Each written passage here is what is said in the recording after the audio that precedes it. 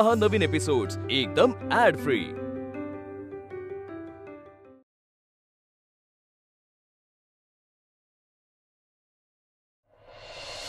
अहो सासूबाई, आनंदाची बातमी, रावदादांनी आपल्या घरात पार्टी करायला परवानगी दिली। हे काय सासूबाई, एवढी आनंदाची बातमी ऐकवली पण तुमच्या चेहऱ्यावर जरा सुद्धा आनंद नाही। हे बघ, माझा रावसाहेबावरचा संशय जाता जात नाही, मग कुठनं आनंद होणार? मला सांग, जो माणूस एवढ्या वर्षात बदलला नाही तो एका तासात एवढा बदलला? तो पण एवढा? हे बघ, साप लई लई तर बिनविषारी साप होईल, पण तो मासा कसा होईल? किती संशय आई। अगं काय करायचं तुझं? हा, मान्य आहे आधी दादा वाईट वागायचा म्हणून तू त्याच्या नावाने बोट मोडायची, पण आता आता दादा इतका चांगला वागतोय तरी तू त्याच्या नावाने बोट मोडतेस। अगं बघ, आपल्या घरात किती प्रसन्न वातावरण आहे, सगळे कसे खुशीत आहेत, आणि काय तुझं चाललंय? का असं संशय घेऊन बसलीयस तू? अंबिका, तुम्हा तिघांना ही लोक जेवढी वळखतात ना त्याच्या परीस कितीतरी पट्टीनं म्या तुला वळखते।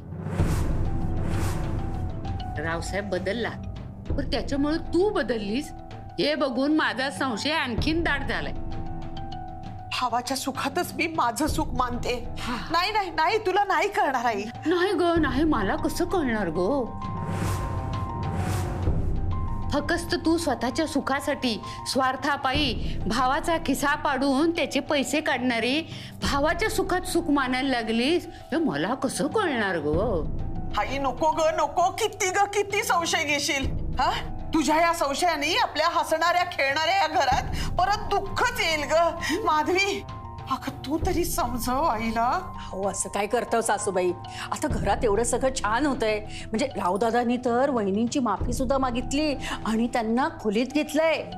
मग आता त्या सुद्धा खुश आहेत ना, तर तुम्ही कशाला उगाच संशय घेताय? हे बघ आई, मी हात जोडून विनंती करते तुला, नको ग नको इतका संशय घेऊ। अगं आपल्या घरात भसा भसा सुखाचं वारं येते आणि तू दार खिडक्या लावून का घेतेस? हे देवा। अगं बाई, दादा आला। मी तुमच्या गप्पांच्या मध्ये मी व्यत्यय नाही आणला। अगं बाई, नाही नाही, अजिबात नाही, या ना। बरं आई, जरा तुझ्याशी मला बोलायचंय। दादा तुम्ही बोलत बसा, आम्हाला किती काम आहे। हो ना, आम्ही येतो। बरं आई, आज मुक्ताच्या दागिन्यांची खरेदी करायची आहे, तर तू जर सोबत गेलीस तर फार बरं होईल। म्हणजे तुझ्याही पसंतीने दागिने निवडता येतील। म्हणजे कसे दागिने हवेत, काय हिरे माणकं काय असतं ते मला काही कळत नाही, तू गेलीस तर फार बरं होईल। अरे मुक्ताला कधीच दागिन्याची हाव नव्हती, आज बी नाही। तिला फक्त माणसं पाहिजे, तिच्याशी खरं बोलणारे, तिला जीव लावणारे। अरे एवढंच प्रेम दिलं ना तर ती तुमच्यावरून जीव ओवाळून टाकल। रावसाहेब, मुक्ताला काय द्यायचं असेल ना तर तिला संसाराची हमी द्या, तिला सुखाची खात्री द्या, पण जे आर्या इथं घरात असेल तर ते शक्य नाही होणार। रावसाहेब, तू मला खरं सांग, तू मुक्ताला सून म्हणून मानलंस ना, मग ती बळबळ सून होऊ पाहणारी आर्या इथं काय करतेय? एक एक गोष्ट 4 वेळा सांगायची सवय नाही मला। नोकर आहे का मी तुझा? बाहेर ये। हे काय बघायचं? चल, तुझ्या डोळ्यांनीच तुला दाखवतो। ये। अरे पण माझा दादानी काय सांगितलंय? तुझा आणि या घरचा काही संबंध नाही। बॅग उचलून पटकन बाहेर निघायचं। चल निघ पटकन। दादा, हे मला दे, कान फुटलेत का तुझे? थांबा,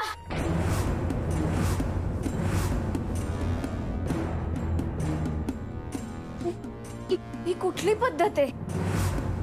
अशाने त्यांचा अपमान होतोय असं वाटत नाहीये का तुम्हाला? मी हात जोडीते, त्यांना असं घराबाहेर नका काढू।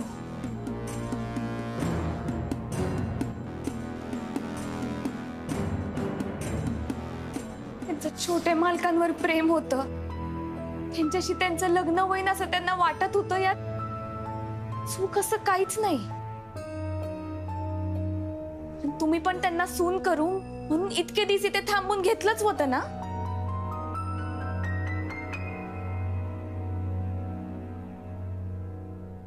ह्यात त्यांची काही चूक नाहीये. ज्या इच्छेने मी या घरात राहत होते त्या पुढे जाऊन मी खूप दमदाटी केली. या घराचे अधिकार हिसकावू पाहत होते.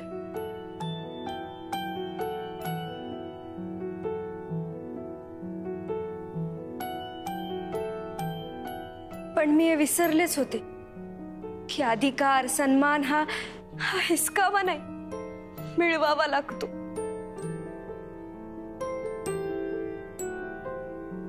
मुक्ता, तू स्वतःचा जीव धोक्यात घालून त्या दिवशी दादांना वाचवलंस ना, त्या रात्रीच मला कळून चुकलं की आपण या घरची सून होण्याच्या लायकीचंच नाही आहोत.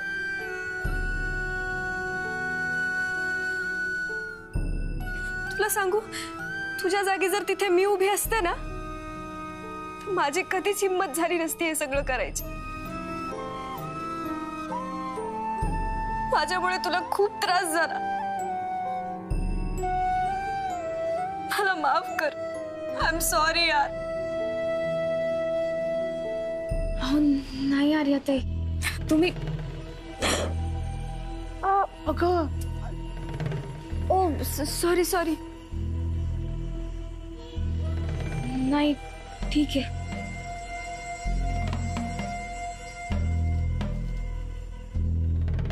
मी या घरातून जाते, तेही कधी न परत येण्यासाठी.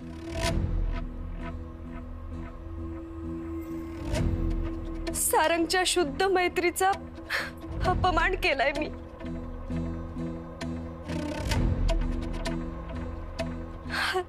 आता त्याच्या नजरेला नजर मिळवणंही शक्य नाहीये.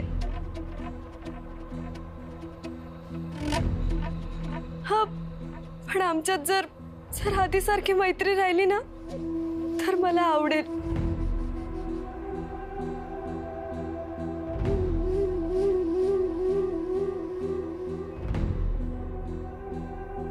पण यासाठी मी सारंगला नाही, तुला विनंती करेन. कारण आता त्याच्यावर सर्वस्वी तुझा अधिकार आहे मुक्ता.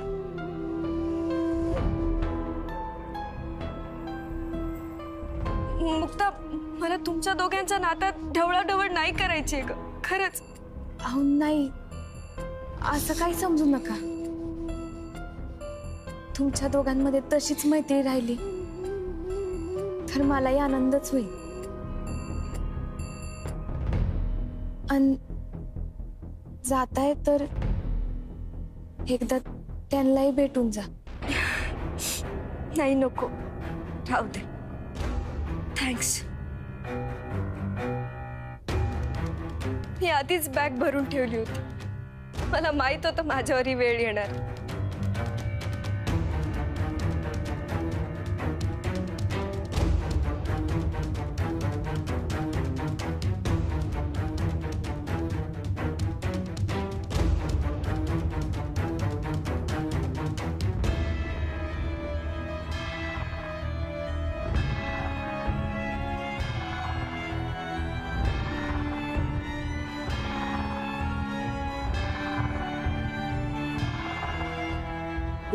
ही कशाला आता?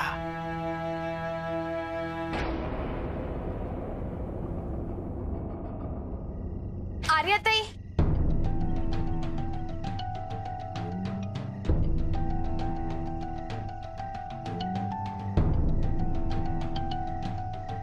आर्याताई, मला तुमच्यासाठी लय वाईट वाटत आहे. पण मी खरंच काही नाही करू शकत. मी तुझी जागा घेण्याचा प्रयत्न केला, तुला नको तेवढा त्रास दिला आणि तुलाच वाईट वाटते. आणि तुझी तब्येत बरी नसताना सुद्धा तू मला दारापर्यंत निरोप द्यायला आलीस. एवढे दिवस मला सून करून घेण्यासाठी तडफड करणारे एकही दारापर्यंत सुद्धा आले नाहीत ग. मुक्ता, जेव्हा तुला सगळ्यांनी नाकारलं ना तेव्हा तुला काय वाटत असेल ना हे आता मला स्वतःवर आल्यावर कळतंय ग. तुम्ही जास्त विचार नका करू. कुणाच्या स्वभावाबद्दल पण नाही ना बोलू शकत. आता पण वरून आपल्याला वाटणाऱ्या माणसांच्या मनात आपल्याविषयी नक्की काय आहे हे कोणीच नाही सांगू शकत. इथं या घरात रोज माणसं कपडे बदलल्यासारखे बदलते. अजूनही काहींना मी इथं नको असेल. तुम्हीच सून म्हणून पाहिजे असाल. पण लय विचार केला ना तर आपलंच डोकं बंद होईल.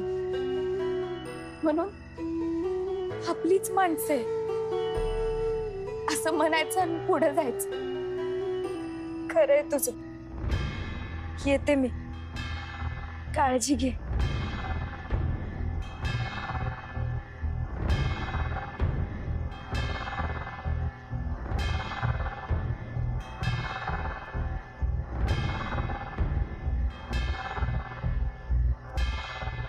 आर्याला घराबाहेर काढलं ते बरंच झालं. नाहीतर आणि काहीतरी नाटक केलं असतं तिने. हो, तू जेव्हा ही शंका बोलून दाखवलीस त्यावेळेला माझ्याही मनामध्ये तो विचार आला. म्हणूनच मी तिला घरातनं हाकलून दिलं. आता तरी तुझा विश्वास बसला ना. जे झालं ते बरंच झालं म्हणायचं. आता सगळं चांगलंच घडणार. नको काळजी करूस. पूर्वी मी वाईट विचार करायचो तेव्हा वाईट घडायचं. आता चांगला विचार करतो त्यामुळे चांगलंच घडणार. होय होय. बरं, आता पार्टीची आणि लग्नाची बरीच कामं रखडलेत तर मी पळतो. होय होय. जा जा. म्हातारीच्या थोबाडावर अजूनही संशय स्पष्ट दिसतोय. मला जन्म दिला नसला तरी म्हातारी मला चांगलंच ओळखते. चंद्रबाई, तू माझा सगळ्यात मोठा अडथळा आहेस. तुला माझ्यातला बदल मी पटवून देणारच.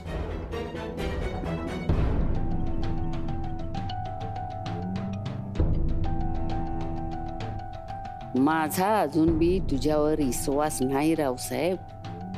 तुझा चेहरा बदललाय पर तुझं डोळं अजून बी तसंच आहेत. खोल काळजात काहीतरी साठवून ठेवलेलं आहे.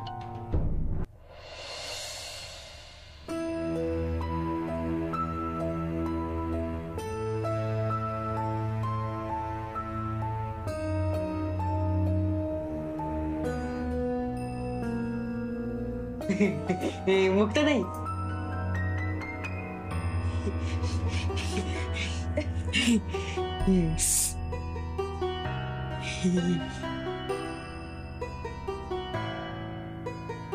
तुम्हाला जाऊनच देऊ नये असं वाटत आहे.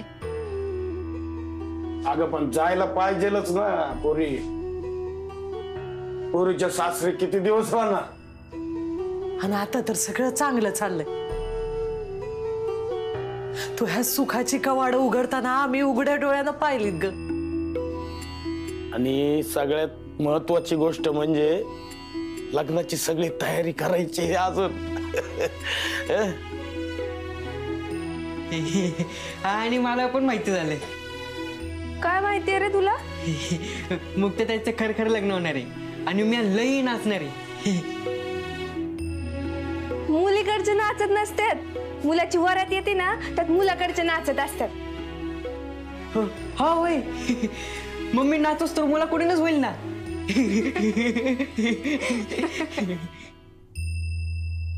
बर, जाताना सगळ्यांना भेटून जा.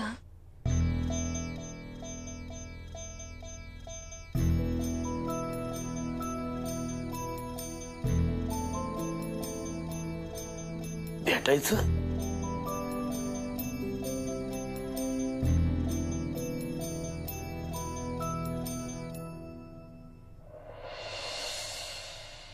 येतो मालक. या या. अरे काय चाललंय आत्माराम? अरे काय करतोस हे? व्याही आहेस तू माझा. तुझी जागा इथे नाही, इथे आहे.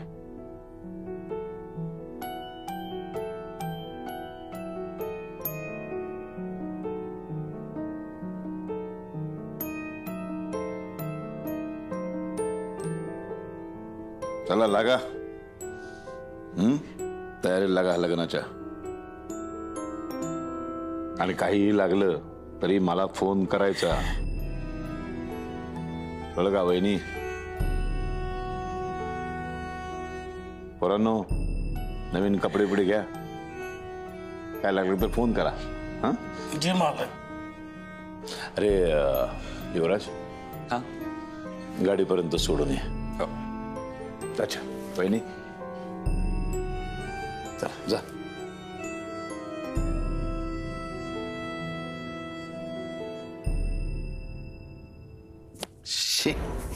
गलिच्छ आत्माराम, आंघोळ विंघोळ करतोस की नाही? अरे दुर्गंधी रे, उगाच तुला मिठी मारली. मी नुसतं हात मिळवायला पाहिजे होता. नाही कधी कधी जरा ऍक्टिंग, जरा ओव्हर ऍक्टिंगच झाली माझी. आंघोळ बिंघोळ काय करता की नाही रे तुम्ही? का दोन नुसते पाण्याचे असे चंबू घेता अंगावरती? सेंट बिंट तर तुमच्या गावालाच नाही म्हणा. बरोबर आहे. अरे माझ्या चपलेची किंमत सुद्धा तुमच्या आयुष्यापेक्षा जास्त असेल. किती घाणेरडी माणसं आहेत. आणि हा म्हणे माझा व्याही. काय स्वप्न बघतोय? दाखवतो थांब तुला आता. आधी ही सगळी घाण साफ करायला पाहिजे, आंघोळ करायला पाहिजे पहिला.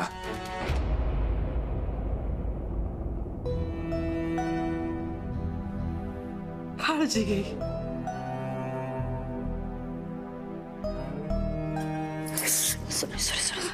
सांभाळू. नका काळजी कर, आहे मी.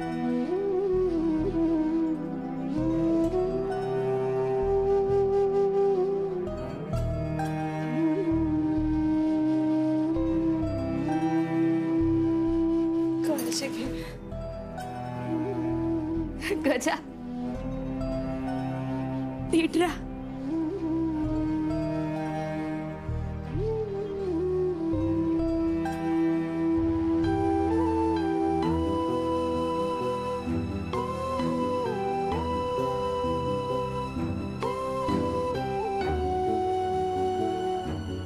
चल बाळा, येतो.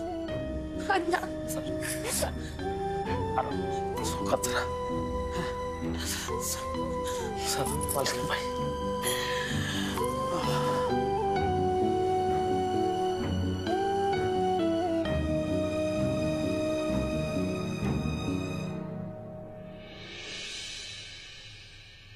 आजी, हो तुम्हाला पण हेच पाहिजे होतं ना? तुम्हाला जे वाटत होतं आता सगळं तसंच घडत आहे. मग आता तुम्ही संशय नका ना घेऊ. तुमचा असं संशय घेणं सगळ्यांना खटकतंय. वरून चकचकीत आकर्षक दिसणाऱ्या लाकडाच्या वस्तूला आतून लागलेली वाळवी दिसतच नसती. रावसाहेबांनी या घरावर घातलेले नियम अटी या घराला लागलेल्या वाळवीसारखी चिवट आहेत. आता वाळवी संपली म्हणून तिच्याकडे दुर्लक्ष केलं तर एखादा दिवस अचानक ते लाकूड जीव सोडताना दिसेल. स्वतःच्या अहंकारापायी या रावसाहेबांनी अनेकांच्या आयुष्याची वाळवीक होताना, त्यांचं आयुष्य कोरून कुरतडून टाकताना या डोळ्यांनी बघितलंय ग. म्हणून कदाचित रावसाहेबाच्या या बदलावर माझा विश्वास बसत नाही. तो संशय काय माझ्या डोक्यातनं जाईना बघ. पण तुझ्यावर माझा विश्वास आहे. तुझं या घरात पडलेलं पाऊल हा नक्की बदल घडवून आणल. आजी, तुम्ही थोडा विश्वास ठेवला ना ते अख्खं घर आनंदी होईल. पण आता तुम्हाला कसं समजावून सांगू मलाच कळना. अगं मी पण त्या जुनाट लाकडी कपाटासारखीच आहे बघ. माझ्या विचाराला वाळवी लागली असेल तर, या वाळवीनं माझ्या चांगल्या विचाराला कुरतडून टाकला असेल तर मग? आजी, या सगळ्यावरचं उत्तम औषध माहितीये का काय आहे? येळ. तुम्ही थोडा येळ दिला ना तर समजा चांगलं होईल. मुक्ता, आजी मी आलेच. हा, थांब मुक्ता. ही माणूस जात लई विचित्र आहे. आजपर्यंत भेटावं म्हणून तडफडत होते ते आज भेटले, तरी हो संशय काय सुचू देणं. आजी तुम्ही काय पण डोक्यात नका आणू. मी देवी आईला सारखं गाराणं घालत असते बघ. रावसाहेब खरंच बदललेला असावा, त्यामुळं माझ्या मेंदूला लागलेली वाळवी निघून जावी. आई राजा तूच बघ.